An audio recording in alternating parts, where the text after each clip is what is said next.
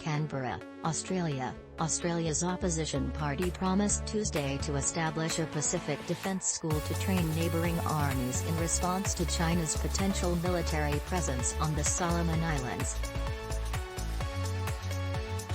The school was among a range of measures that the centre-left Labor Party has promised to increase Australia's engagement in its region if the opposition wins elections on May 21. Labor has criticised Prime Minister Scott Morrison's Conservative government over a security pact announced last week between China and the Solomon Islands. Australia and the United States fear the deal could result in a Chinese naval presence less than 2,000 kilometres (200 miles) from the northeast Australian coast. There are also concerns that other Pacific Island countries financially weakened by the pandemic and its impact on tourism could be lured by China into similar deals. Labor Foreign Affairs spokesperson Penny Wong said Australia needed to restore its place as the partner of choice in the Pacific region. Let's be clear.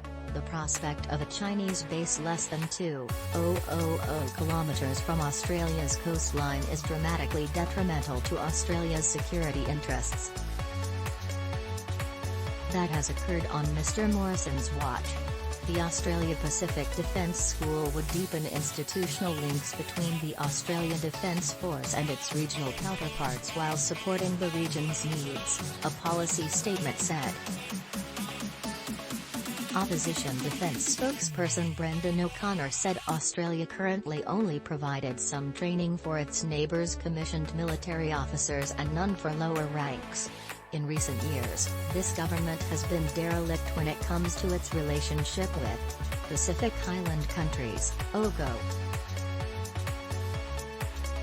Morrison stood by his government's record during its 9 years in office, saying Australia provided the Pacific with $1.8 billion Australian dollars, $1.3 billion, a year in aid.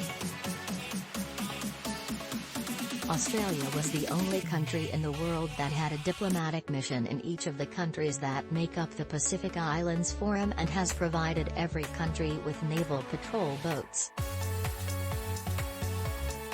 A Labor government would double funding for Australia's aerial surveillance of its neighbours' territorial waters to reduce illegal fishing and help finance clean energy infrastructure projects. What they're effectively saying is they're going to keep doing what we've been doing, Morrison said, referring. Labor also promised to spend an additional $525 million Australian dollars, $379 million, over 4 years on aid to Pacific countries plus East Timor.